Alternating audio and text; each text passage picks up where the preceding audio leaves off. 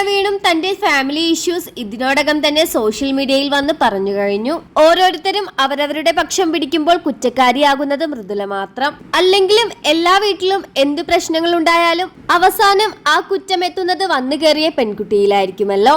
അത് തന്നെയാണ് ഈ കുടുംബത്തിലും സംഭവിച്ചിരിക്കുന്നത്. പ്രവീണിന്റെ വിവാഹത്തിന്റെ തൊട്ടു മുമ്പ് വരെ അച്ഛനും അമ്മയും കൊച്ചുവുമായി നല്ല സ്നേഹത്തിലായിരുന്നുവെന്നും മൃദുല വന്നതിന് ശേഷം യൂട്യൂബിൽ നിന്ന് കിട്ടുന്ന പൈസയെല്ലാം തനിക്ക് ഒറ്റയ്ക്ക് വേണമെന്ന ആർത്തിയാണ് ഇത്തരത്തിലുള്ള ഒരു പ്രശ്നം സംഭവിച്ചത് എന്ന് പറഞ്ഞുകൊണ്ട് നിരവധി കമന്റുകളാണ് എത്തുന്നത്. ഇത്രയും നാളത്തെ പ്രവീൺ പ്രണവ് എന്ന യൂട്യൂബ് ചാനലിൽ ഏറ്റവും കൂടുതൽ റീച്ചുള്ള 2 വീഡിയോ, അത് 2 പേരും ഇപ്പോൾ ഡിലീറ്റ് ചെയ്തിരിക്കുകയാണ്. ഏകദേശം 4 മില്യണോളം അടുത്ത് വ്യൂസ് ഉള്ള പ്രവീണിന്റെ എക്സ്പ്ലനേഷൻ വീഡിയോയും മറ്റേ വീഡിയോ 6 മില്യണോളം വ്യൂസ് കവിഞ്ഞിരുന്നു. 2ഉം ഡിലീറ്റ് ചെയ്തിരിക്കുന്നു. പ്രണവ് കൊച്ചു തങ്ങളുടെ ഭാഗത്ത് നിന്ന് അച്ഛനെയും അമ്മയെയും കൂട്ടി കണ്ണീരൊപ്പിക്കൊണ്ടുള്ള വീഡിയോയും ഡിലീറ്റ് ചെയ്തിരിക്കുന്നു.